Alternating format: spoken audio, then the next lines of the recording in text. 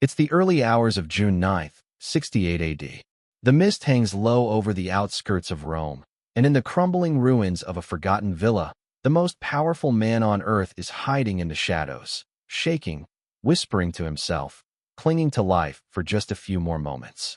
His name is Nero Claudius Caesar Augustus Germanicus, the Emperor of Rome, a man who once commanded legions, built palaces of gold, and demanded to be worshipped as a god. Now, his empire is gone. His guards have deserted him. His enemies are closing in.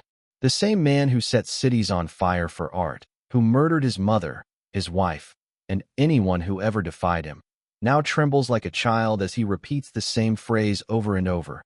Qualis artifex perio, what an artist dies in me. This is not the death of a warrior or a ruler. It's the slow, pathetic collapse of a man consumed by his own delusions, an emperor who believed cruelty was genius and that beauty could be built on blood. But how did Nero, the golden boy of Rome, descend into madness so complete that his death would become one of history's darkest parables? To understand the monster, we have to return to the beginning, to the corridors of imperial Rome, where ambition, betrayal, and blood shaped a boy into a tyrant. This is the story of Nero, not as legend tells it, but as history recorded it. A story of power without limits, art without soul, and a man who mistook applause for love, until the silence finally came. The sun had not yet risen when the mist settled thick over the outskirts of Rome. The dawn of June 9th, 68 AD felt unnaturally still, like the world itself was holding its breath. Inside a dilapidated villa belonging to a freedman named Phaon, the last emperor of the Julio-Claudian dynasty sat on a low, cracked marble bench, wrapped in a torn cloak that barely hid the stains of dirt and fear. The man was Nero Claudius Caesar Augustus Germanicus, ruler of the known world, son of divine lineage, self-proclaimed artist, and, now, Rome's most wanted criminal. He had once commanded armies, inspired poets, and forced senators to kneel before his golden statues. But at this hour, no legion remained, no guard stood watch, and no senator dared to utter his name. The Emperor of Rome was alone. The villa smelled of damp earth and ashes. Water dripped rhythmically from a cracked ceiling, each drop echoing like a slow funeral drumbeat. Outside, a few horses neighed in the distance, their voices muffled by the fog. Nero flinched at every sound, convinced that Galba's men, his enemies, were already at the door. He hadn't slept for days. His eyes were sunken, surrounded by dark hollows that made him look more specter than man. His golden curls, once meticulously styled and perfumed, clung to his forehead with sweat. He clutched a small dagger, its edge dull and trembling in his unsteady grip. Around him, 4 men lingered in uneasy silence. His secretary Epaphroditus, his freedman Phaon, his valet Neophytus, and the boy Sporus, still dressed in the silken garments of a woman. None dared to speak. The crackle of the oil lamp was the only sound between them. Nero broke the silence first. His voice was hoarse, stripped of the theatricality that had once filled amphitheaters. "They are coming," he whispered. "Do you hear them? The Senate has condemned me to death like a common thief, beaten, flogged, dragged through the streets." He laughed, a dry, broken sound. "Me, a Caesar, the blood of Augustus." Epaphroditus stepped closer, his expression a mask of forced calm. "My emperor, there is still time. You can escape toward the coast. We could find a ship." "There is no ship," Nero snapped, his tone cracking like glass. "They've taken everything. My horses, my guards, even my liars. They've stolen my things. My beautiful things." He lowered his head, trembling. The reality of loss, so alien to a man who had never been denied anything, was crushing him. For years, Nero had mistaken possessions for love, applause for loyalty, and flattery for friendship. Now, the illusion was gone. The villa's shadows revealed the truth. There was no empire left. Only 4 frightened souls trapped with a ghost of a man. Nero's mind drifted. He imagined the Colossus, the great bronze statue of himself that once towered over Rome, standing proud and unbending while the flesh and blood emperor cowered in filth. The irony cut deeper than any blade. He thought of his mother, Agrippina, of how her dying words, "Strike the wound that bore this monster," still echoed in his ears. He thought of Octavia, the quiet wife he had condemned, and of Poppaea, the woman he had loved so violently that love turned to murder. But more than anything, Nero thought of the city, the Rome he had burned, rebuilt, and named after himself. He could still see the flames dancing against the night sky, still hear the cries of those trapped in their homes. To him, it had been a performance, a vision of beauty born from destruction. To everyone else, it had been horror. Now, as the mist crawled through the villa's broken windows, the same fire burned in his mind again. Only this time, it consumed him. He rose to his feet unsteadily. "They do not understand me," he muttered. "I was not a tyrant. I was an artist, a creator." He turned toward the others, his eyes wild, desperate for acknowledgement. "Do you not see? When I sang, they wept. When I performed, they cheered. Rome loved me." But the faces before him did not reflect admiration, only pity and exhaustion. Even Sporus, the fragile youth Nero had forced into the likeness of Poppaea, could no longer look at him. The boy's face was pale beneath layers of fading makeup. He stared at the floor, lips pressed shut, trapped in silence that said more than words ever could. The emperor's chest rose and fell. The performance was over, and there was no audience left to applaud. Outside, the faint sound of horses drifted closer, hoofbeats crunching on the gravel road, followed by the metallic jingle of armor. Nero froze. The inevitable had arrived. He turned to Epaphroditus, panic flaring in his eyes. "They're here. What shall I do? They'll tear me apart." Epaphroditus approached him quietly, his voice low but firm. "Caesar, if you do not act now, they will do far worse than kill you. They will make a spectacle of you, as you did of others. Remember Marcus Crassus, how the Parthians poured molten gold into his throat. Remember your own games, the screams, the torches. They will return them to you tenfold." The words hit like a blade. Nero staggered back, clutching his temples. "No, not me. I cannot die like that." "Then die as Caesar should," Epaphroditus said, kneeling beside him. "By your own hand. Take back what dignity remains. Show them that even now, you choose your own fate." For a moment, Nero stood still. Then, slowly he nodded. The thought of control, his final illusion, was enough to calm him. He paced the small room, whispering to himself, rehearsing his own death like a scene in one of his plays. Yes, that is how it must be. A noble death. They will remember me not as a coward, but as a performer to the end. He raised the dagger, holding it to his throat, but his hands shook violently. He tried again, once, twice, but could not bring himself to press the steel into flesh. "My hands," he gasped, "they are artists' hands, made to create beauty, not destroy it." Epaphroditus watched, knowing what had to come next. Outside, the hoofbeats grew louder, dozens of soldiers closing in. The light through the cracks in the wall grew brighter. There was no more time. "Now, Caesar," the secretary urged softly. "It must be now." Nero hesitated, the blade trembling. "Help me," he whispered. "I cannot do it alone." Epaphroditus stepped behind him, guiding the emperor's shaking hand. Nero took a deep breath, his voice barely audible as he muttered the words he had been repeating since dawn. "Qualis artifex perio." The dagger plunged. Blood welled up, bright and hot. Nero fell to his knees, the world spinning. Epaphroditus pushed the blade deeper to end his agony. The emperor's breath rattled once, twice, and stopped. Outside, the soldiers finally arrived. They burst into the villa to find a small, dark room smelling of iron and oil. The Emperor of Rome lay dead on the dirt floor, surrounded by the last fragments of his delusion, a broken lyre, a bloodied wreath, and a boy in a woman's dress kneeling silently beside him. The empire had lost its emperor. But for Rome, it was not a tragedy. It was a release. History rarely gives birth to monsters overnight. They are forged, slowly, painfully, by the weight of blood, ambition, and power. And Nero Claudius Caesar Augustus Germanicus was born under the shadow of all three. It was December 15th, 37 AD, in the seaside town of Antium. The waves rolled against the shore in steady rhythm, as if the gods themselves were whispering warnings no one would hear.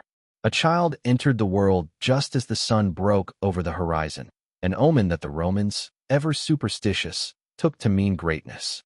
Yet for this child, that golden light would only foreshadow the fire to come. He was born Lucius Domitius Ahenobarbus, the son of Gnaeus Domitius Ahenobarbus and Agrippina the Younger, two names that carried both prestige and poison. His father was infamous for his cruelty, a man who once ran over a boy on purpose during a chariot race and laughed about it. When friends congratulated him on the birth of his son, he sneered, "Nothing born from me and Agrippina can be anything but monstrous." Those words, bitter and prophetic, would echo across generations.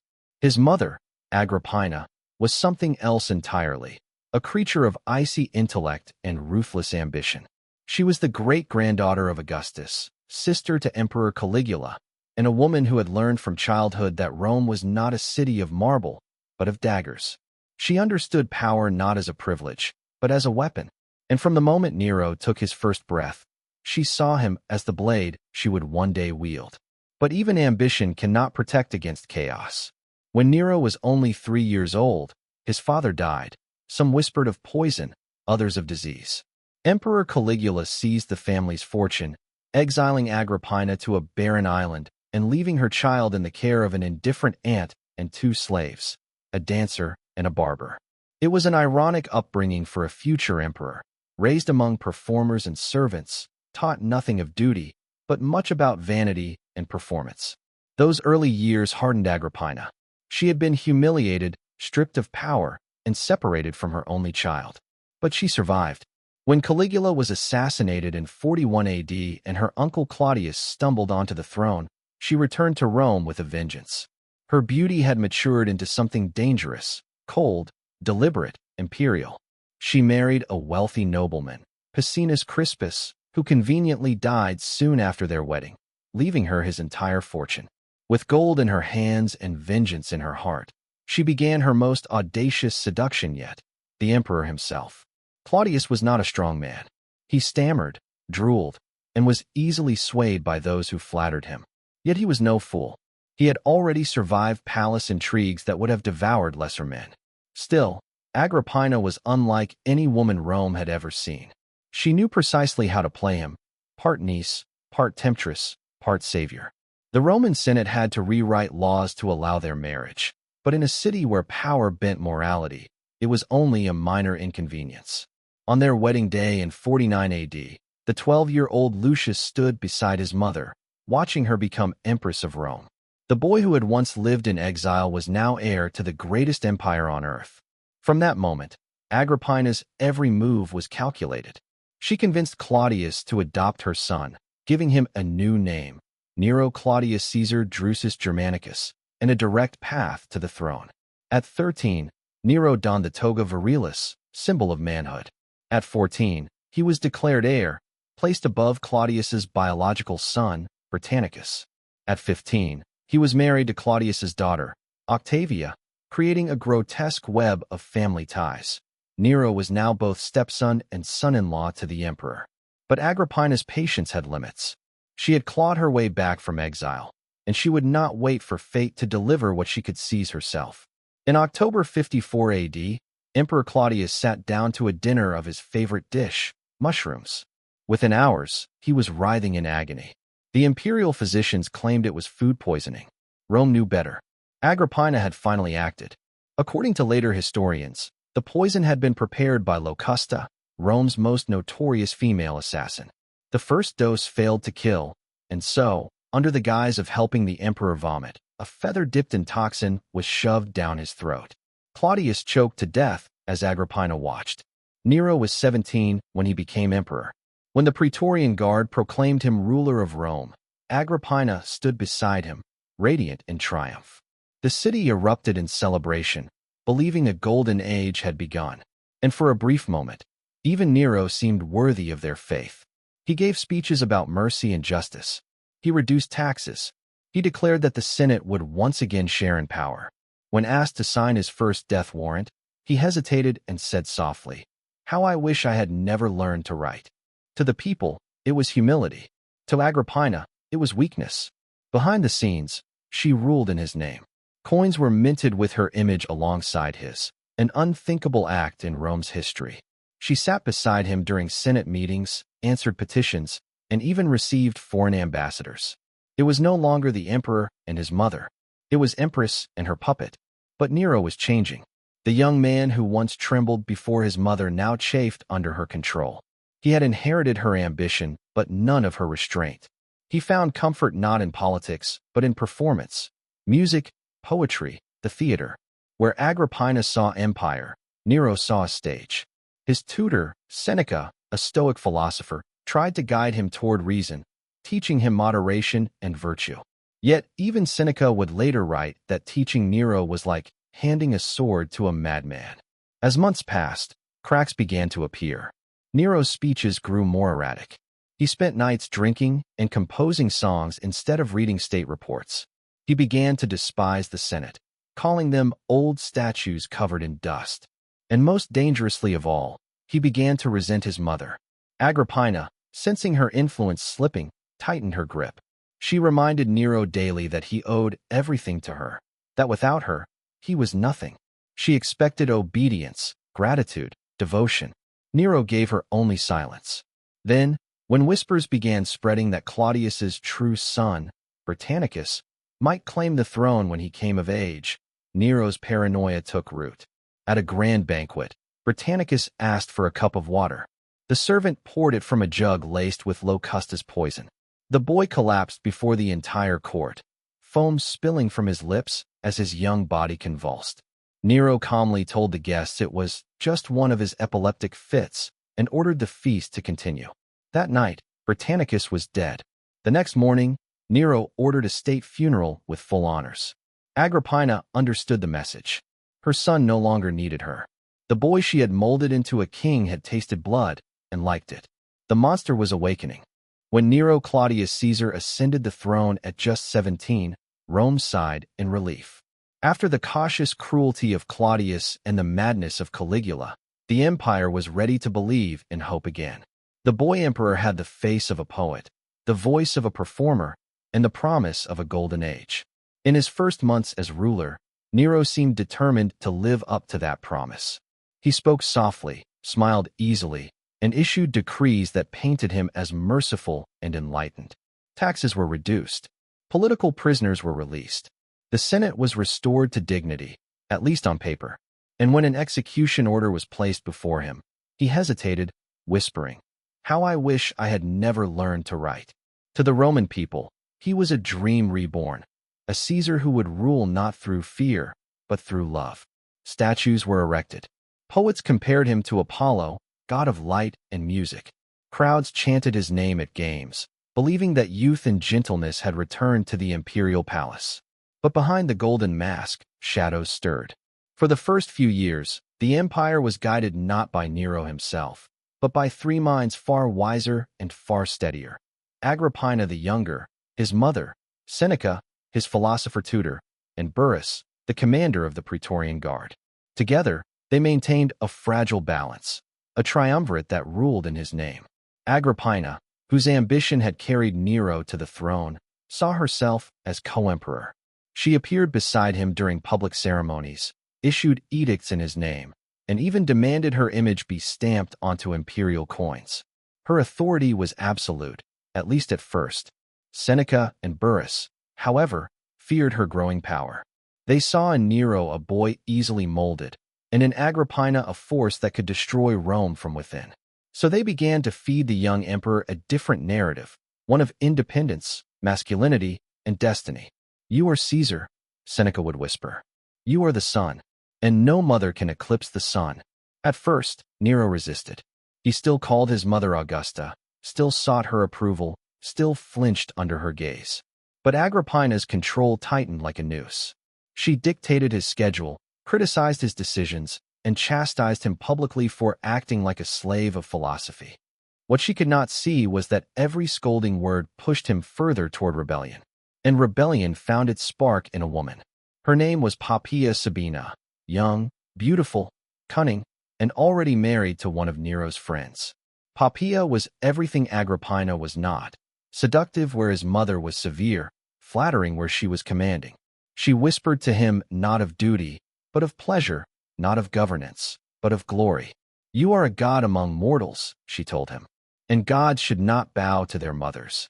Those words poisoned him more effectively than any of Locusta's brews. Agrippina, sensing the danger, fought back with the only weapon she had left, political manipulation. She began to support Britannicus, Claudius's biological son, whom many saw as the rightful heir. She hosted banquets in his honor, spreading rumors that perhaps the wrong boy had inherited the empire. That was the moment Nero snapped. In February of 55 AD, during a lavish dinner in the imperial palace, Britannicus asked for water to cool his wine, a trivial request that sealed his fate. The servant poured it from a jug laced with poison. Britannicus drank, gasped, and collapsed, convulsing violently on the marble floor as nobles looked on in horror. Nero, impassive, raised his goblet and remarked calmly, "It is only one of his fits." The room fell silent. Britannicus's lifeless body was carried away, and the feast continued. The boy who had once wept over signing death warrants had now orchestrated a murder before hundreds. The mask of mercy had cracked. Agrippina's horror was immediate and fatal. She confronted her son in private, calling him parricide and madman. Nero's fury exploded. "You made me emperor," he shouted, "but I am not your puppet." From that day, their bond was dead. Rome, however, remained oblivious. The empire still prospered. The grain ships arrived on time. The public games dazzled. Nero's first years on the throne became known as the Quinquennium Neronis, the 5 good years of Nero. Historians would later marvel at how peace and madness coexisted in the same man. While the empire thrived, Nero turned inward, retreating from politics and indulging his true obsession, performance. He saw himself not as a ruler, but as an artist trapped in an emperor's body. He began to sing, to compose poetry, to act before private audiences. Senators and generals were forced to attend, pretending admiration while silently seething at the humiliation. Seneca and Burrus tried to restrain him, urging moderation. "The people respect rulers, not performers," Seneca warned. But Nero only smiled. "Then they will learn to respect both." He was no longer content to be emperor of Rome. He wanted to be emperor of beauty, emperor of emotion. His private gardens became theaters, his banquets transformed into operas. He demanded applause even in solitude, and when no one clapped, he imagined the sound anyway. But every performance required an audience, and one critic still refused to play her part. Agrippina. Her influence over the Senate still lingered, her popularity with the army remained strong, and her very existence was a threat. When Nero announced plans to travel and perform in public, Agrippina mocked him. "An emperor who dances for applause," she sneered, "will soon dance on his own grave." He never forgave her for that. The first assassination attempt came disguised as a gift, a boat designed to collapse in open water. Agrippina was invited to a festival at Pyre, a pleasure resort on the Bay of Naples. The sea was calm, the night warm, the air thick with incense and wine. When she boarded the ship for her return voyage, she was smiling, believing her son had finally reconciled. Out on the dark waters, the trap was sprung. The cabin roof, weighted with lead, crashed down. But fate, once again, refused to cooperate. The mechanism jammed, killing one of Agrippina's attendants instead. Agrippina herself, bruised but alive, threw herself into the sea, swimming toward shore as sailors tried to beat her back with oars. She survived. By morning, she was back in her villa, sending messages of forgiveness to her son. But Nero panicked. He knew she would never forgive or forget. He summoned Anicetus, the admiral of the fleet, and ordered him to finish what the sea had failed to do. That night, soldiers stormed Agrippina's home. They found her sitting upright on her bed, regal even in defeat. "Do what you came to do," she said calmly, opening her robe. "Strike my womb first, the womb that bore such a monster." They obeyed. When word of her death reached Nero, he did not weep. He laughed, then vomited. For weeks afterward, he saw her ghost in every shadow, heard her voice in every whisper. The mother who had made him emperor now haunted him in dreams. Rome whispered that he had gone mad. But to Nero, it wasn't madness. It was freedom. He had shed the last restraint, broken the final chain. No senate, no philosopher, no mother could control him now. He was Caesar and artist, god and performer, untouchable, unstoppable. Or so he thought. The 5 good years were over. And in their place, the darkness began to sing. The sea lay quiet that night, too quiet. The moon hung pale above the Bay of Naples, turning the water into molten silver. To the casual observer, it was a perfect Roman evening for celebration. To those who knew the imperial family, it was the calm before a crime that would stain history forever. Agrippina the Younger stood on the deck of a splendid new ship, its hull painted white and trimmed in gold. It was a gift from her son, the Emperor Nero, an offering of reconciliation after months of tension. The emperor, she had been told, wanted peace. He wished to restore their bond, to honor her at the festival of Minerva, and to send her home in luxury. Agrippina, ever the strategist, allowed herself to believe him. She had survived exile, conspiracies, and the madness of emperors before. She had always known that power demanded risk. Besides, Nero was her son, her creation. Surely he would not dare turn against his own mother. She was wrong. Earlier that evening, in the imperial villa at Pyre, Nero had played the role of the devoted son with chilling precision. He had greeted Agrippina with kisses, seated her beside him at the banquet, and filled her cup with wine. The guests, senators, generals, courtiers, watched the scene unfold with forced smiles, unaware that every gesture was theater. When the meal ended, Nero rose, embraced his mother, and whispered softly, "You have nothing to fear from me now, mother. Tonight, you sail under the protection of the gods." Agrippina smiled, almost tenderly. The gods, it seemed, had a cruel sense of humor.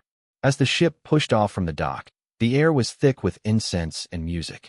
Rowers dipped their oars in rhythm, cutting across the moonlit sea.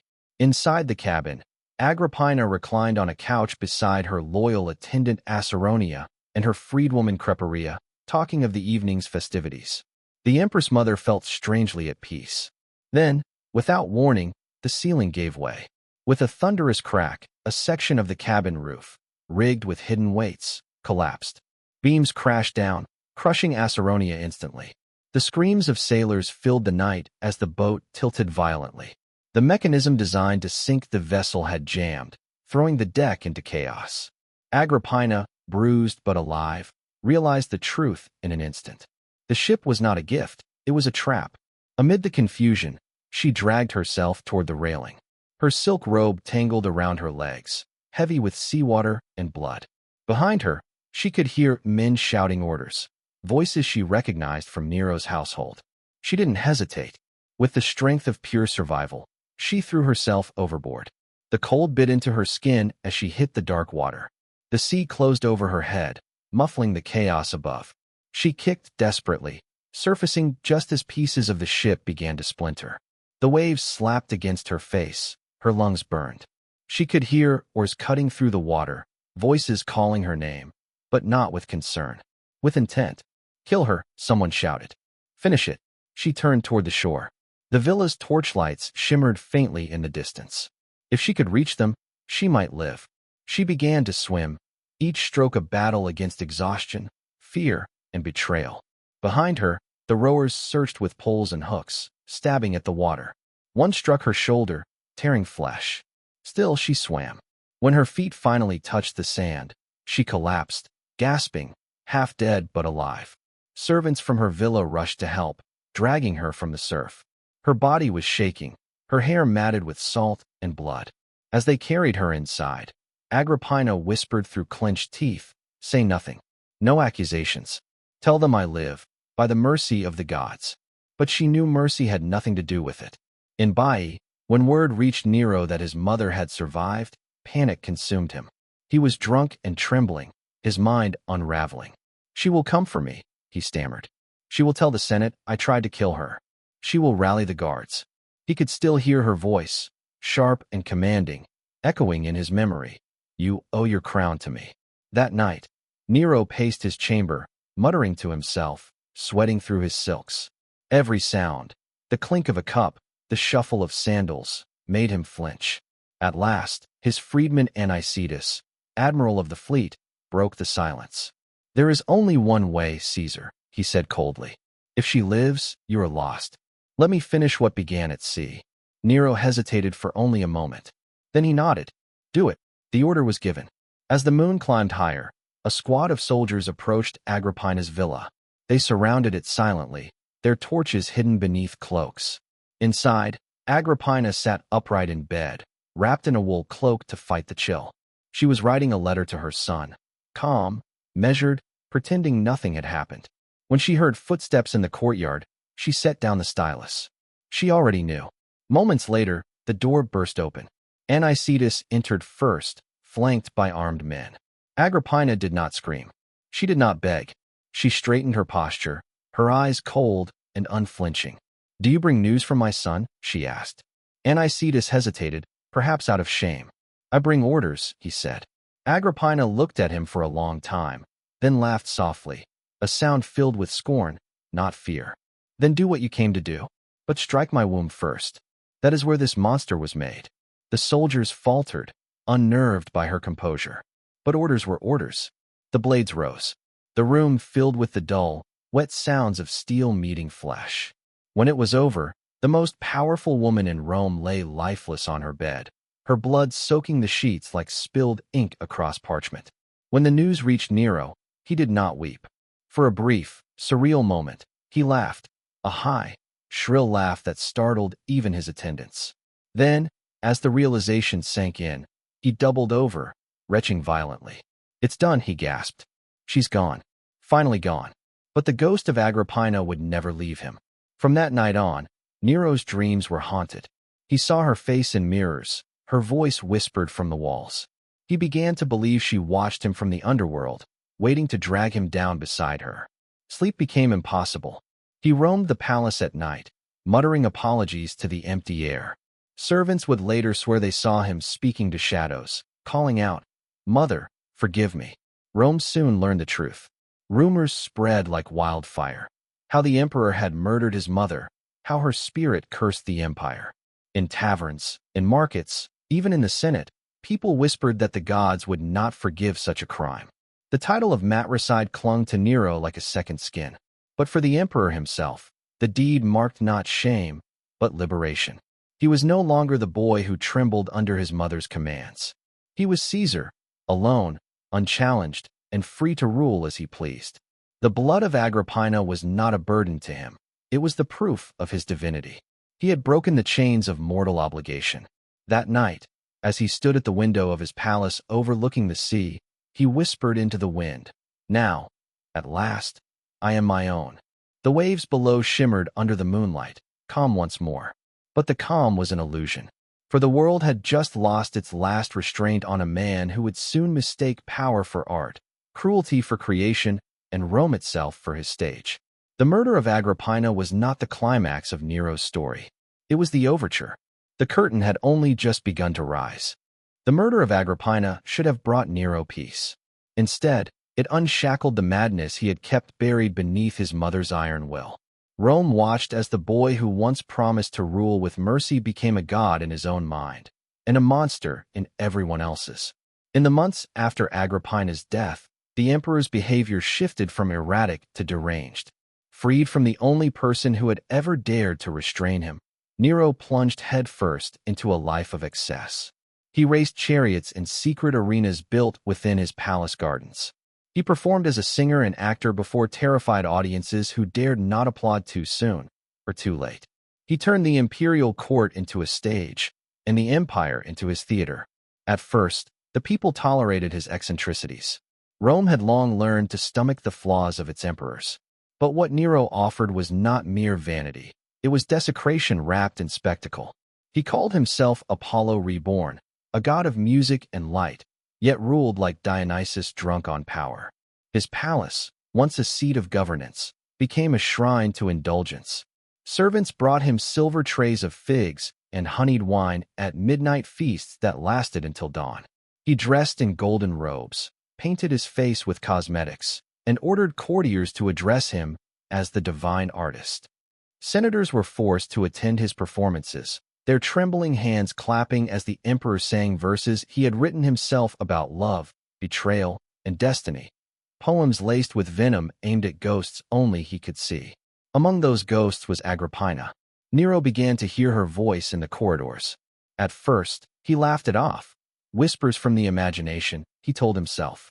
But as the nights grew longer, the voice became clearer. "You owe everything to me," she would hiss in his mind. "You killed me, but you cannot escape me." Desperate for silence, Nero drowned the palace in sound. Musicians played endlessly in the halls. Actors rehearsed tragedies at midnight. He could not bear the quiet. He could not bear himself. The empire, meanwhile, groaned under the weight of his delusions. Taxation soared to pay for his artistic whims. Marble, gold, and pearls vanished into his ever-expanding project, Domus Aurea, the Golden House. It began as a reconstruction effort after a fire consumed parts of the city in 64 AD, but soon it became something far greater and far more obscene. No one knows how the Great Fire of Rome truly began. Some said it was an accident, a spark from a kitchen fire on the slopes of the Aventine. Others swore they saw imperial guards setting buildings alight. But one story burned itself into memory. As the flames devoured the city, Nero stood on a balcony of his palace, playing the lyre, singing verses from the fall of Troy, while the sky turned crimson behind him. Whether this was myth or truth mattered little. What mattered was what he built from the ashes. For 6 days and 7 nights, Rome had burned. When the flames finally died, only 4 of the city's 14 districts remained intact. The rest was rubble and bone.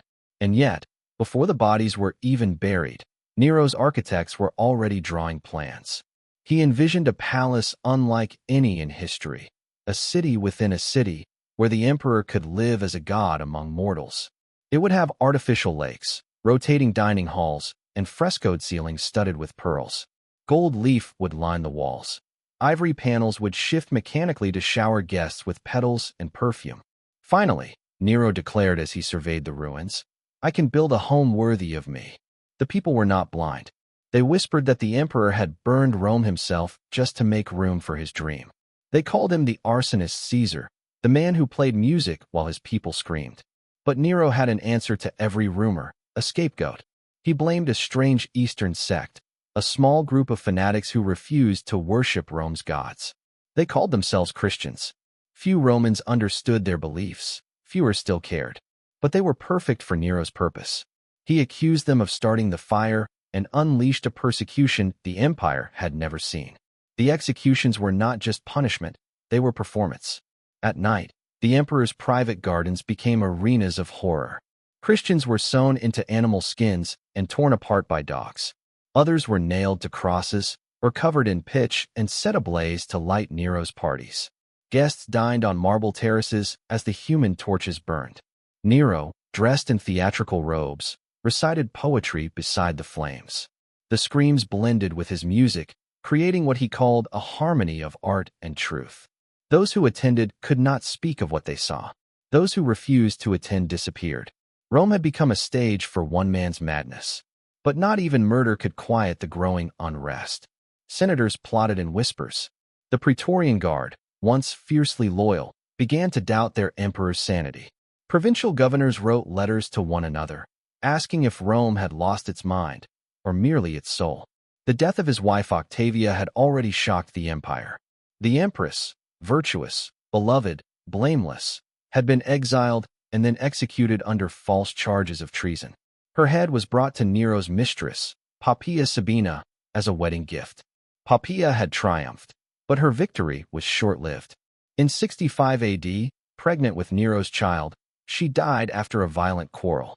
Ancient writers disagree on the details, but one account stands out. Nero, enraged over her criticism of his chariot racing, kicked her in the stomach. She collapsed in agony and bled to death before his eyes. For days afterward, Nero refused to leave her body. He ordered her embalmed in rare spices and laid her in a silver coffin.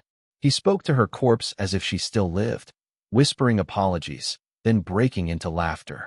When he finally allowed the funeral to proceed, he appeared dressed in black, reciting a poem he had written for her. The audience watched in silence, unsure whether to mourn or to fear. Then, as if grief had twisted into obsession, Nero sought to bring Poppaea back in the only way he knew how, through illusion.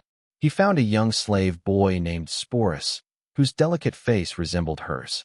Nero ordered the boy castrated, dressed him in imperial robes, and declared him his new wife.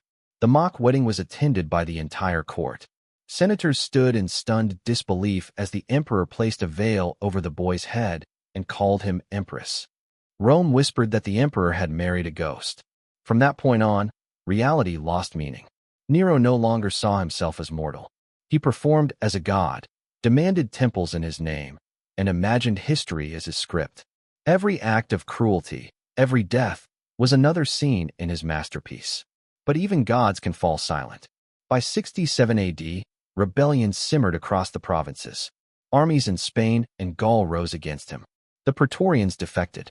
The Senate, once his captive audience, turned on him.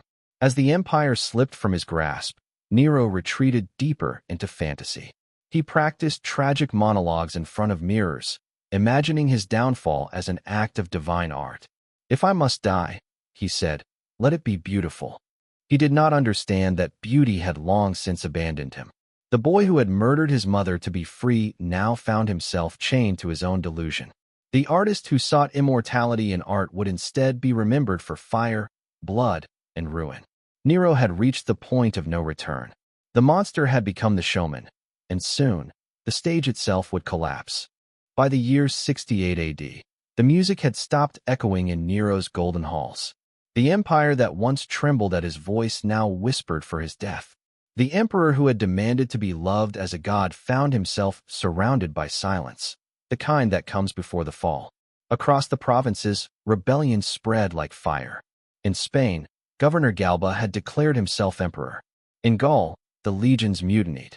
In Africa, governors swore allegiance to anyone but Nero. Even the Praetorian Guard, the very soldiers paid to protect him, began to defect. The whispers in the barracks became open shouts. The tyrant must die. Inside the Domus Aurea, Nero still pretended the world adored him. He rehearsed lines from Greek tragedies, practicing expressions of noble despair. He told his servants that if fate demanded his death, it would be a beautiful scene, a death worthy of the stage. "History," he said, "will remember me not as a tyrant, but as an artist misunderstood." But the illusion was crumbling. On the night of June 8th, messengers arrived one after another, each bringing worse news than the last. Galba's troops were marching toward Rome. The Senate had declared Nero a public enemy. The Praetorians had deserted. Even his most loyal freedmen were fleeing the palace. By dawn, the emperor awoke to an empty palace. The marble corridors that had once been alive with music and laughter now echoed only his own footsteps. The air smelled of dust and fear.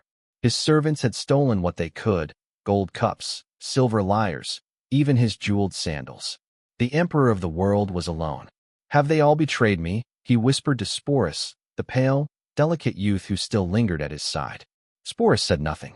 Dressed in the silk gown Nero had forced him to wear, the boy looked more like a ghost than a person. "They will regret this," Nero hissed, his voice cracking. "Rome cannot live without me." But even as he said the words, he knew the lie within them. Outside, the streets buzzed with the sound of rebellion. Citizens looted the imperial storehouses. Soldiers smashed Nero's statues and melted the gold from his likeness. The people he had ruled with fear now danced on his ruin. Panicked, Nero called for his remaining guards. None came. He ran through the corridors, shouting names: Anicetus, Phaon, Epaphroditus, but only his echo answered. Then came the final messenger, a trembling young officer bearing the Senate's decree. "Nero Claudius Caesar," he read, "is hereby condemned as a public enemy. He shall be beaten to death with rods and his body cast into the Tiber." The parchment fell from Nero's hand. The emperor stared into space, his lips trembling. For the first time in his life, he understood fear, the kind that cannot be commanded away. He turned to Sporus, his voice a whisper. "They will flog me in the streets? Like a slave?" His hands began to shake uncontrollably. No, not me. I am Caesar. The world has sung my name." That night, Nero fled Rome. Dressed in a plain tunic, his face hidden beneath a cloak, he slipped out through a side gate with 4 companions: Phaon, his freedman; Epaphroditus, his secretary; Neophytus, his valet; and Sporus, the last relic of his broken love. The group rode in silence through the outskirts of the city, past burned-out houses and the bones of Nero's empire. As they crossed the Tiber, Nero glanced back. The faint outline of the palace was still visible, shimmering in the pale dawn light. For a moment, he thought he heard music, his own voice echoing from the marble halls. Then it was gone. The ride to Phaon's villa was a nightmare of silence and humiliation. The Emperor of Rome, who had once traveled in litters of gold, now rode a horse borrowed from a servant. His bare feet bled from the stirrups. He muttered to himself, switching between rage and self-pity. "They will beg me to return," he said at one point, "when the city starves without my genius." Then, moments later, he whispered, "They hate me. All of them. Even the gods." When they reached the villa, the sky was turning gray. Phaon led them to a small storage room beneath the house, a place meant for tools, not emperors. The air was damp and smelled of oil and clay. Nero collapsed onto a straw mat, trembling. "Here," he gasped. "Here I must hide." "Yes, Caesar," Phaon said softly. "Only until the danger passes." But Nero knew better. The danger would never pass. It was over. Hours dragged by. Outside, the hoofbeats of soldiers echoed in the distance, growing closer. Each sound made Nero flinch. He clutched his throat, whispering to himself, "They will mutilate me. They will cut my face. They will laugh as I die." Epaphroditus tried to reason with him. "Caesar, a noble death still remains within your power. The Senate will not take your dignity if you claim it yourself." Nero's eyes darted toward him, wide with terror. "To die by my own hand. I cannot. These hands were made for beauty, for art, for music, not for blood." The irony was unbearable. The man who had ordered thousands of deaths now trembled at the sight of a dagger. Outside, the sound of horses grew louder. A messenger's voice carried through the fields. "Search every villa. Bring him back alive." Inside, Nero began to shake violently. "They're coming," he whispered. "I can hear them. They'll drag me through the streets like an animal." Epaphroditus placed a dagger before him. The steel gleamed faintly in the half-light. "It must be now, Caesar. The choice is yours. Die as a slave, or die as an emperor." Nero picked up the blade. His hand trembled so badly that it nearly slipped from his grip. Tears streamed down his face. "What an artist dies in me," he muttered, the words barely audible. "What an artist!" For a moment, he tried to summon the courage of his ancestors, the warriors, the conquerors, the emperors who had built an empire. But he was none of them. He was only a frightened man pretending to be divine. As the sound of soldiers grew nearer, Nero pressed the dagger to his throat. His companions turned away. But he hesitated. His entire life had been an act. Now, at its end, he found he could not play the final scene. Epaphroditus stepped forward, tears in his eyes. "Let me help you, my emperor." Nero nodded weakly. "Yes, help me quickly." The secretary grasped his master's hands and guided the blade. There was a single, sharp motion, a gasp, and then silence. The emperor collapsed onto the dirt floor, the dagger still embedded in his neck. As the blood pooled beneath his head, his lips moved one last time. "Qualis artifex perio, what an artist dies in me." Moments later, the soldiers burst through the door. They stopped short, staring at the body on the floor, the last emperor of the Julio-Claudian dynasty, dead not in glory but in filth. Sporus knelt beside him, his silk gown torn, his eyes empty. He touched the emperor's cold hand, but said nothing. Outside, the dawn broke over the fields. The sun rose on a world without Nero. In Rome, bells tolled. The people filled the streets, not to mourn, but to celebrate. Statues of Nero were toppled. His name was erased from monuments. The Senate decreed that his memory be damned. And yet, as the smoke from the celebrations drifted above the city, the irony remained. The man who had called himself a god had died begging for mercy. The artist who thought he could turn cruelty into beauty had ended as the most pathetic figure of all, alone, trembling, forgotten. History would not remember Nero's songs or his poetry. It would remember the fire, the blood, and the silence that followed. And in that silence, Rome began to heal. When the soldiers found Nero's body, the dawn had already broken over the fields outside Rome. The rising sun cast a pale light over the villa, a humble, cracked stone house that had become the emperor's final stage. Inside, silence reigned. No trumpets, no hymns, no loyal courtiers. Only the faint dripping of blood onto the dirt floor and the whisper of wind through broken shutters. Epaphroditus stood over the corpse of his master, his face frozen in disbelief. He had expected screams, chaos, soldiers storming the door, but not this eerie stillness. Nero's hand still clutched the dagger, his fingers stiff with death. The expression on his face was almost peaceful, though the wound at his throat told a different story. Qualis artifex perio, he had gasped. What an artist dies in me. Those words would outlive him. The soldiers who entered hesitated. Even in death, Nero's presence carried the weight of fear. For years, his name had been a curse and a warning, but also a symbol of absolute power. Now, looking at his body, stripped of jewels and grandeur, the soldiers saw only a man, fragile, pathetic, and small. Their commander, a hard-faced centurion, broke the silence. "Cover him," he said quietly. No emperor should rot in the open. They wrapped the body in a coarse linen shroud. There was no procession, no golden bier, no mourners lining the streets of Rome. Nero Claudius Caesar Augustus Germanicus, the fifth emperor of Rome, descendant of Augustus, slayer of his own mother, was buried like a criminal in an unmarked grave outside the city walls. And yet, in that burial lay the true end of an era. News of Nero's death spread like wildfire. Messengers galloped across the empire, carrying the same 4 words: Nero is dead. In Spain, Galba was hailed as the new emperor. In Gaul, soldiers cheered. In the east, the governors offered sacrifices of thanksgiving. In Rome itself, the reaction was instant and explosive. The people poured into the streets. They tore down Nero's statues, smashed his likeness on coins, and hurled curses into the air. They chanted prayers of gratitude to the gods. Women danced barefoot through the forum, men toasted with cheap wine, and the Senate declared a day of celebration. Rome had awakened from a nightmare that had lasted 14 years. But in the shadows, there were some who wept. The actors, the musicians, the dancers, those who had lived under Nero's patronage, remembered not the monster, but the man who had given them gold and freedom to perform. To them, he had been a strange kind of savior, a patron of art in a world ruled by war.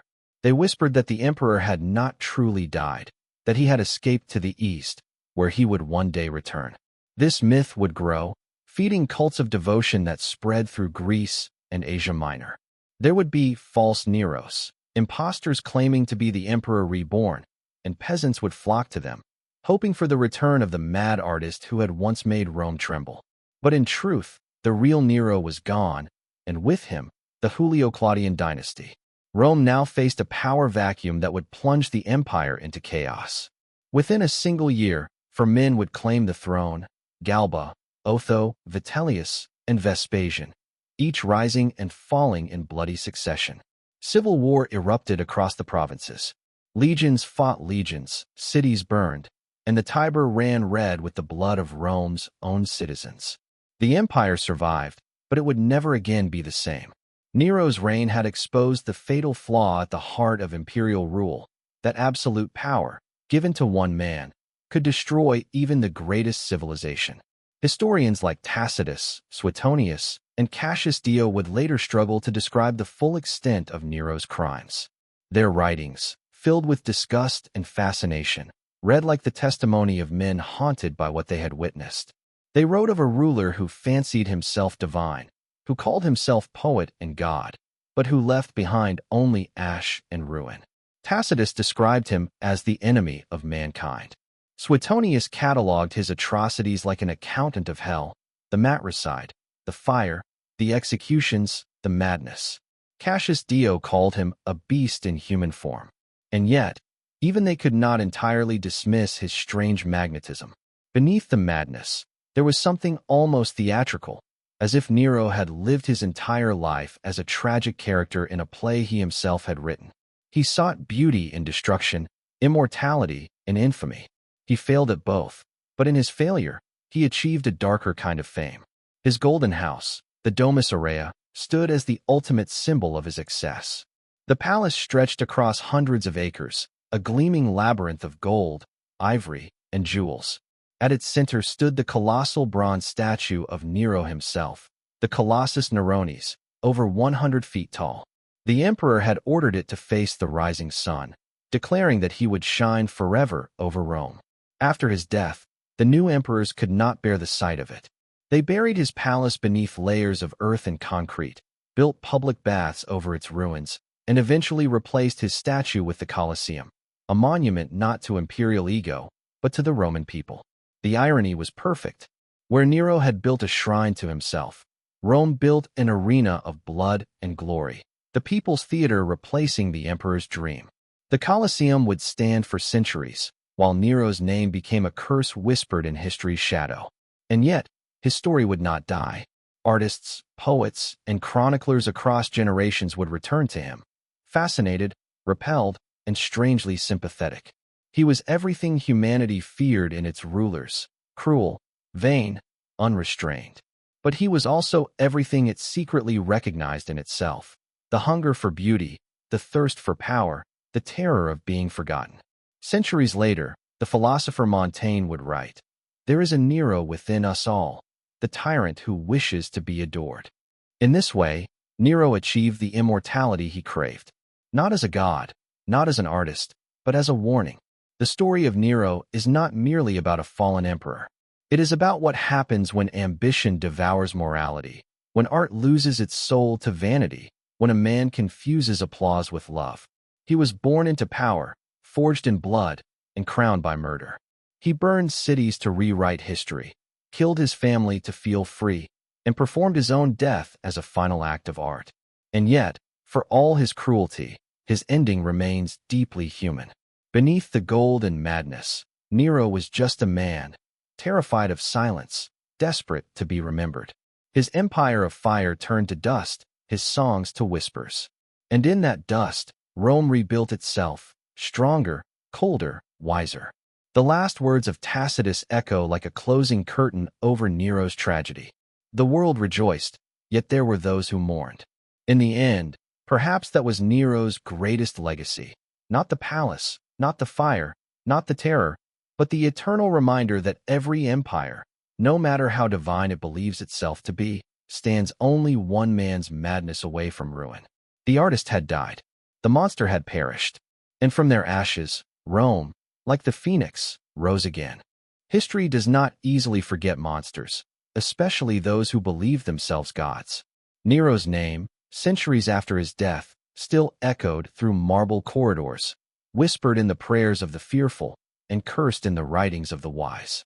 His reign had ended in disgrace, his body reduced to ash, but his shadow lingered, stretching far beyond his tomb, far beyond his time.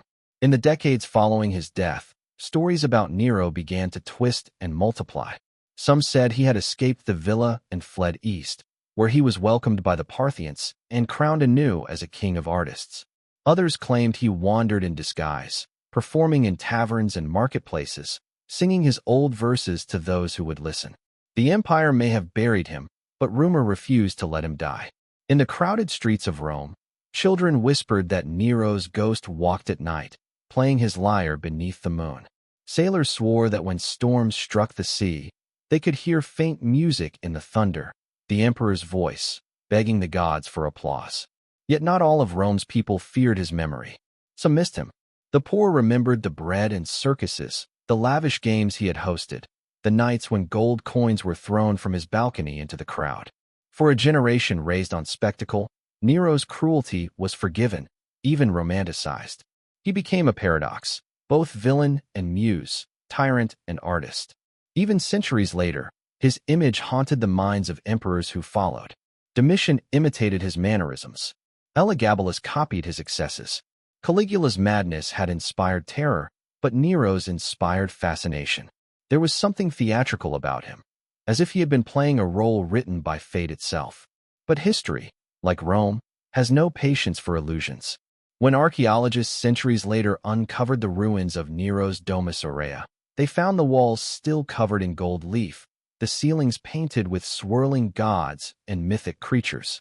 Beneath the soil that had once buried his vanity, they saw something extraordinary, beauty born from madness. The frescoes shimmered in torchlight, the same light that once illuminated torture and fire. It was a strange contradiction, one that scholars still debate: how a man capable of such artistry could also be capable of such cruelty. But perhaps the two were never separate. Perhaps Nero's tragedy was that he could not tell where art ended and life began. In the centuries after his fall, his story became a mirror. a reflection for every ruler who gazed too long into their own glory. Writers and philosophers used his name as a warning. Beware the Nero within, Seneca's followers would say, meaning, beware the hunger for admiration that blinds the soul. To the Stoics, Nero embodied the ultimate corruption, the transformation of reason into appetite, of beauty into destruction. For Christians, his memory carried darker weight. Nero's persecution of their faith had been legendary, his cruelty immortalized in scripture and myth. Some even claimed that the beast described in the book of Revelation bore his number, 666, the mark of the emperor who lit human torches to decorate his gardens. Whether or not the claim was true, the association endured. In their eyes, Nero became the first Antichrist, the symbol of humanity's arrogance against the divine. But beyond religion and politics, Nero's legacy whispered a universal truth, that power without conscience is an art form of destruction. In his youth, Nero had dreamed of being remembered as the greatest artist of Rome. He wrote poetry, played music, sang before the Senate. He believed he could make beauty eternal. And in a way, he did, but not as he intended. His masterpiece was not a song, nor a play, nor a poem. It was his own downfall, a tragedy so complete, so grotesque, that it became immortal. Every empire that came after Rome would remember his name. When the kings of Europe crowned themselves with divine right, scholars warned them of Nero's fate. When revolutions erupted against tyranny, Nero's ghost was invoked as a symbol of what happens when rulers mistake themselves for gods. His story became the archetype of every fallen tyrant, from mad kings to modern dictators, from golden palaces to burning cities. The details change, the costumes evolve, but the theme remains. The artist emperor, adored and feared, destroys what he loves most: his creation, his people, himself. 2,000 years later, his name still survives, not in reverence, but as a word synonymous with ruin. In every language, a Nero means the one who burns what he cannot control. And yet, beneath the ashes of condemnation, there remains a trace of melancholy. The lingering question, could he have been different? What if the boy born in Antium, with a poet's voice and a mother's ambition, had never been given a crown? What if he had remained a performer, not a ruler, a singer, not a god? Would history still have hated him, or would it have loved him for his art? But history does not deal in what-ifs. It records what is and what was, and Nero's what was is written in flame. Still, his story endures not merely for its horror, but for its humanity. Beneath the monstrosity lies a warning that is timeless, that genius without morality, beauty without empathy, is not art at all, but vanity disguised as greatness. The same Rome that once burned because of him rebuilt itself upon his ashes. The Colosseum rose where his golden house had stood. Gladiators fought and died where emperors once dined beneath ceilings that rained perfume and petals. The stage he built for himself became the arena of the people. Perhaps that was Rome's final triumph, to turn the emperor's sin into the people's monument, to reclaim what he tried to steal, the idea that greatness belongs not to one man, but to all of civilization.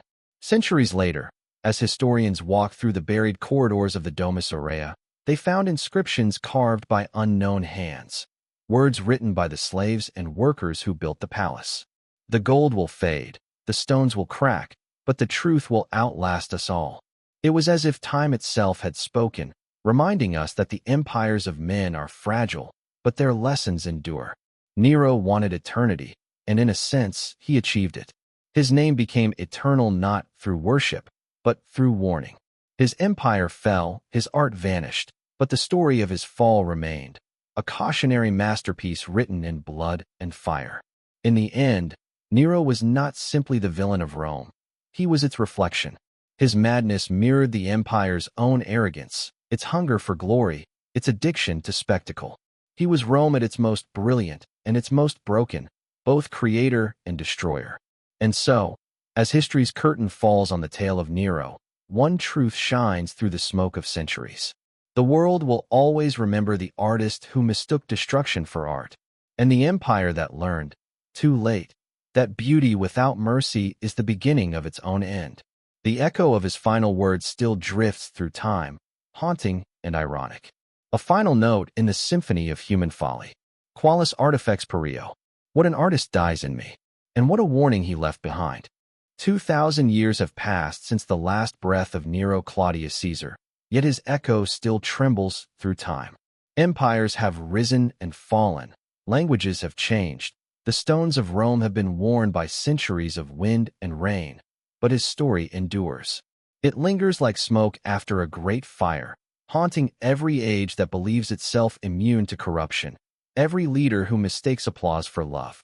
In the ruins of the Domus Aurea, the emperor's golden house, shafts of sunlight still filter through cracks in the ceiling, glinting faintly on the fragments of gold leaf that remain. Tourists walk where Nero once walked, not in fear, but in wonder.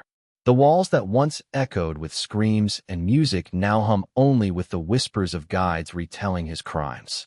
The emperor who wanted immortality in art has, in a twisted way, achieved it. But immortality is never kind. The world remembers him not as a poet or a performer, but as a symbol of how beauty can decay into horror when touched by unchecked power. His name became shorthand for tyranny, indulgence, and vanity. To call someone a Nero is to accuse them of loving destruction more than creation, of setting fire to the world and calling the flames art. Yet, beneath that condemnation, there remains something more complex, something profoundly human. Because Nero was not born a monster. He was made one. He was a boy shaped by poison and ambition, a mother's manipulation, a city's adoration, a dynasty's rot. He inherited a world that taught him power was divine and mercy was weakness. And when that power finally devoured him, it was not because he failed to be a god, but because he never learned how to be human. It is this paradox that fascinates historians and artists even today. They paint, write, and film him not simply as a villain, but as a warning, a reflection of every age that worships spectacle over substance, ego over empathy. Nero is not just a man lost to history. He is the mirror held up to it. In the grand halls of modern power, parliaments, palaces, corporate towers, his ghost still lingers. Not in marble statues or ancient coins, but in the eyes of those who crave the stage more than the truth. His story has transcended the marble of Rome and settled into the psychology of mankind. In this way, Nero did achieve his wish to be eternal. But eternity has a cruel sense of humor. For every generation that rebuilds its own golden house, another fire follows. The forms change, not wooden rooftops or marble columns, but digital empires, glass towers, and the illusions of glory projected through screens. Yet the pattern remains. Each new Nero is born not in palaces, but in the hearts of those who forget what power costs. History repeats, not because we do not know it, but because we do not believe it can touch us again. The philosopher Seneca, Nero's tutor and eventual victim, once wrote, "He who rules himself is greater than he who conquers a city." Nero never learned this truth. And perhaps neither have we. His tragedy endures because it is not only Rome's, it is civilization's. His fall reminds us that art without ethics becomes propaganda, that leadership without conscience becomes tyranny, and that the thirst for applause is the first symptom of decay. Look closely at any age, and you will find a reflection of Nero, in rulers who build monuments while their people starve, in artists who sell beauty without truth, in societies that burn quietly from within while calling it progress. The historian Tacitus ended his account of Nero's reign with a single, chilling line. The world rejoiced, yet there were those who mourned. It is an observation that captures humanity's eternal contradiction. Even in the fall of monsters, there are always those who miss the music. Perhaps that is the deepest warning of all. For Nero's story is not just about the destruction of Rome. It is about the seduction of illusion. It asks a question every civilization must answer. What happens when truth becomes entertainment, when the stage becomes the throne? In Nero's time, it was the theater of blood and spectacle. In ours, it may be the theater of image and influence. But the core remains the same: the hunger to be seen, adored, obeyed. The belief that performance can replace meaning. That belief was Nero's undoing. In the end, he died not as a god, nor even as a tyrant, but as a performer who could not bear an empty audience. His final act, the trembling dagger, the whispered words, "What an artist dies in me," was not a confession of guilt, but a desperate plea for remembrance. And the world granted it. His name outlived his empire. His story outlasted the marble and gold he built. The Colosseum, born from the ruins of his palace, became the very thing he dreamed of, a stage for eternal spectacle. But it belonged to the people, not the emperor. That was the ultimate reversal, the justice time delivers. Where Nero demanded worship, history gave him exposure. Where he sought applause, it gave him analysis. Where he demanded immortality through art, it gave him eternity through infamy. That is the cruel poetry of time. It rewrites the final act whether we approve or not. As centuries pass, the image of Nero transforms. Artists paint him weeping over Rome's flames. Playwrights depict him as mad, tragic, misunderstood. Historians, archaeologists, and philosophers continue to debate. Was he evil by nature, or merely the product of a dying dynasty? The truth, perhaps, is both. He was Rome's final mirror, a reflection of all its beauty and rot, its triumph and its decay.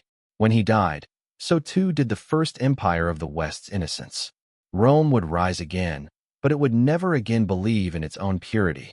And that may be the greatest gift Nero unintentionally gave to history. The awareness that greatness is fragile, and that unchecked power always carries its own ruin within it. Today, the ruins of Rome stand silent, yet alive. The same sun that once shone on Nero's coronation now warms the stones of the Colosseum. Tourists walk its corridors, unaware that beneath their feet lie the buried chambers of the Golden House. Children laugh, cameras click, and time itself seems to breathe a sigh of weary understanding.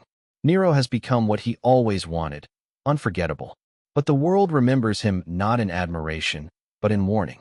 Because in every age, every nation, every human heart, the same question whispers, carried by the echo of his dying words. What kind of artist dies in us? And what kind of monster do we let live? That is Nero's legacy. Not the flames, not the marble, not the songs, but the mirror he left behind, one that history still forces us to look into. And as long as we can still see ourselves in that reflection, Nero's story will never truly end. The story of Nero ends not with his death, but with his echo, an echo that still ripples through centuries like a note held too long in the silence of history. It is the echo of fire and music, of empire and ruin, of a man who mistook applause for eternity. In the stillness that followed his fall, Rome stood between two worlds, the ashes of the divine emperor and the dawn of the human one. The age of gods in marble had burned away, leaving behind something rawer, more real, the understanding that power, no matter how absolute, is fragile when it forgets its purpose. The empire rebuilt itself stone by stone. The Domus Aurea, Nero's golden palace, was buried under new foundations, first by emperors ashamed of his memory, then by time itself. The earth swallowed his vanity, layer by layer, until the once gilded ceilings became the foundations of the next Rome. And in that burial lay Rome's redemption. From Nero's ashes rose the Flavian dynasty, practical and disciplined. They gave the city back to its people. Where Nero had built a palace for himself, they built an arena for all, the Colosseum, that eternal monument of blood and glory, forged from the bones of the emperor's dream. The irony was perfect. The place where Nero once dined beneath ceilings of gold became the place where common citizens cheered as gladiators fought beneath open sky. The empire had learned how to perform without pretending to be divine. But Nero's ghost did not fade.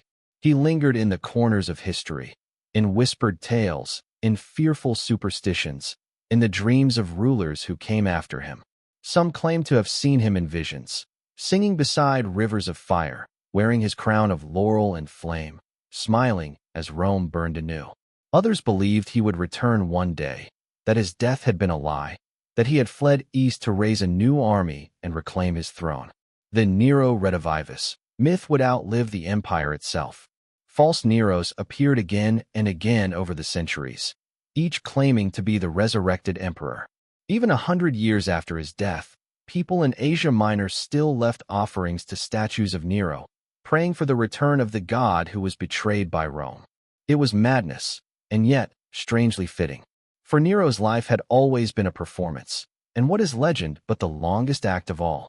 As centuries passed, history softened him. Painters and poets found tragedy in his downfall. Musicians saw poetry in his madness. The Enlightenment turned him into a symbol of corrupted genius. Romanticism saw in him the tormented artist destroyed by his own ambition. Even in condemnation, the world could not look away. Because deep down, Nero's story is not about Rome, it is about us. He is the embodiment of what happens when creation and destruction share the same hand. When beauty becomes weaponized, when power becomes art, when the stage replaces the soul. His tragedy is the story of civilization itself, the eternal dance between genius and madness, progress and pride. We see him every time humanity builds higher, faster, brighter, forgetting the cost. Every time we trade meaning for spectacle, wisdom for applause. Every time we mistake fame for immortality. In a way, Nero's fire never truly died. It burns in our obsessions, our screens, our endless hunger to be remembered, not for what we build, but for how brightly we burn while building it.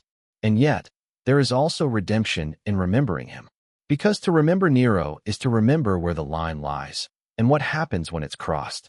Historians still walk through the underground halls of the Domus Aurea, brushing dust from walls once covered in molten gold. As the light from their lanterns dances across the frescoes, they see the strange paradox Nero left behind. Beauty carved by madness, art stained by cruelty. The colors are still vivid, deep blues, crimson reds, shimmering yellows, painted by slaves whose names are lost to time. Each brushstroke is a whisper of power, of fear, of fleeting splendor. Above them, the modern city of Rome hums with life. Cars, bells, voices. Children play in parks built atop Nero's buried palace. They do not know his name. They do not need to. His story has already shaped the world they live in.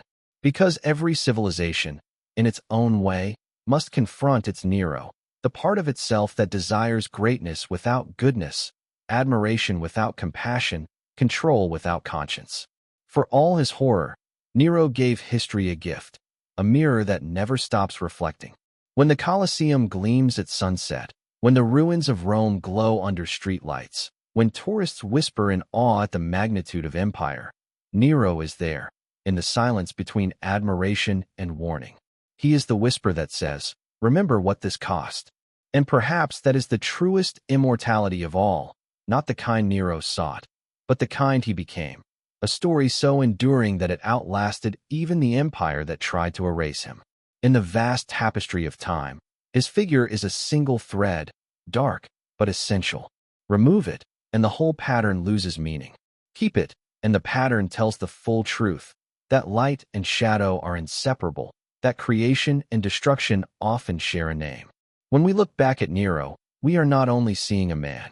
We are seeing the eternal human struggle between the urge to build and the impulse to burn. He was both artist and arsonist, dreamer and destroyer, emperor and slave to his own reflection. And in that contradiction, Nero achieved what no emperor before or after ever could. He became timeless. The flames he lit consumed his world but illuminated ours. They remind us that civilization is not a monument, but a balance, one spark away from brilliance, one breath away from ruin. So when the sun sets over modern Rome, painting the sky in the same hues that once colored the emperor's last dawn, the story feels complete. The city breathes. The stones remember. The river Tiber carries the reflection of history, rippling, eternal.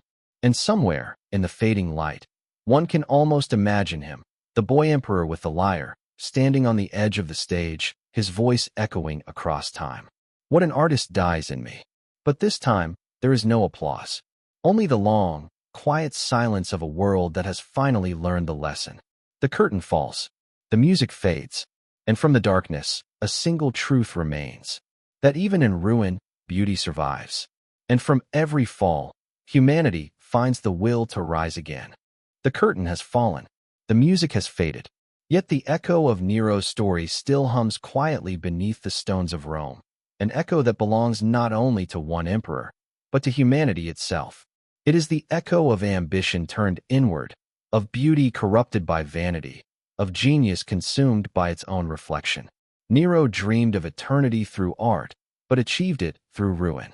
He wished to be worshipped like a god, but ended as a warning to men. In that paradox lies the eternal lesson, that greatness without conscience is not glory, but tragedy wearing gold. As centuries passed, Rome changed, but its bones remembered. The city that once burned now thrives with laughter, chaos, and the pulse of life. Cars rumble over ancient stones. Children chase each other through the forum where senators once trembled. Tourists sip wine in cafes that overlook the same hills from which Nero watched his empire smolder. Time, the true emperor, has softened everything. The cruelty, the fear, the madness, all have been absorbed into myth. Nero no longer rules by decree or by terror, but by the fascination he still inspires. He is not simply a villain of the past. He is a reflection of the human spirit, flawed, luminous, and forever reaching beyond its own limits. Because deep down, we are still drawn to his story, not out of admiration, but out of recognition. Every generation that rises believes it is different from the last, wiser, purer, more humane. Yet the pattern repeats. We build our own golden palaces, not of marble and ivory, but of glass and data, of power and pride. We crave applause, not from senators, but from the faceless audience of the world. We create, we destroy, we rebuild. And still, the same question lingers. What kind of artist dies in us, and what kind of emperor remains? That is why Nero endures. Not because he ruled Rome, but because he reveals something timeless, the dangerous intimacy between creation and destruction, between beauty and chaos. He is the line that every civilization must face, the temptation to turn power into performance, and cruelty into spectacle. In that sense, Nero never truly died. His spirit exists wherever truth becomes theater, wherever ambition outshines empathy, wherever applause matters more than justice. He is the whisper behind the screens of every age, from the marble stage of Rome to the digital stage of now. But there is hope in remembering him. For if his life teaches us the danger of forgetting our humanity, his death teaches us that even the darkest empire can be reborn. Rome survived Nero. It rebuilt itself from ashes. The same fire that once devoured it became the light that guided it forward. Out of madness came clarity. Out of ruin came understanding. And that is the story's final grace, that even from the worst of men, the world can learn how to be better. When archaeologists today descend into the buried halls of the Domus Aurea, they move through a tomb of contradictions. The air is cool and still. Golden frescoes shimmer faintly under the glow of electric lamps, their pigments still alive after 2 millennia. The painted gods look down with solemn faces. Apollo, Venus, Bacchus, witnesses to both creation and destruction. The silence feels sacred, as if the walls themselves are breathing the memory of empire. Standing there, amid beauty born of madness, one cannot help but feel the pull of history, the way it circles, repeats, forgives, and warns. The frescoes are not merely art, they are confessions. They remind us that every monument is also a mirror, every civilization a reflection of the same fragile dream, to be remembered, to be loved, to matter. Nero achieved his immortality, but not in the way he wanted. He exists not as a god, but as a ghost, a name that history will never allow to rest. His voice, once loud and commanding, is now only an echo, whispering across the centuries, "See what I became, and choose differently." That whisper is what makes his story eternal, because every time we hear it, we are forced to look inward, to confront the Nero within ourselves, the part that desires to be adored, that burns too brightly, that forgets the cost of power and the price of beauty. And when we do, perhaps we can answer him, not with applause, not with condemnation, but with understanding. For Nero's tragedy is not merely a story about a fallen emperor. It is a meditation on what it means to be human. He reminds us that our greatest strength, imagination, can also be our greatest danger, that the pursuit of beauty, when stripped of humility, becomes violence, that to create without conscience is to build a palace on fire. Yet even in the shadow of his madness, there is redemption. The Colosseum that stands today, born from the ruins of Nero's dream, is proof that the world can reclaim what one man tried to destroy. The people who once feared his tyranny now walk freely through the spaces he once claimed as divine. The empire that burned for him endures in memory, not as an idol, but as a lesson. When the sun sets over Rome, the light catches the same stones that Nero once touched. The city glows gold for a brief moment, as if the past itself still breathes in the air. From the Palatine Hill, one can see the whole of history laid bare, the ruins of power, the rise of beauty, the endurance of humanity. The sound of traffic below fades into the rhythm of time, the same rhythm that has always carried the story forward. And in that moment, standing in the twilight of the eternal city, it is possible to understand what history has been trying to tell us since the beginning. That power fades, but meaning endures. That empires die, but art survives. That the ashes of ruin can still nourish the roots of wisdom.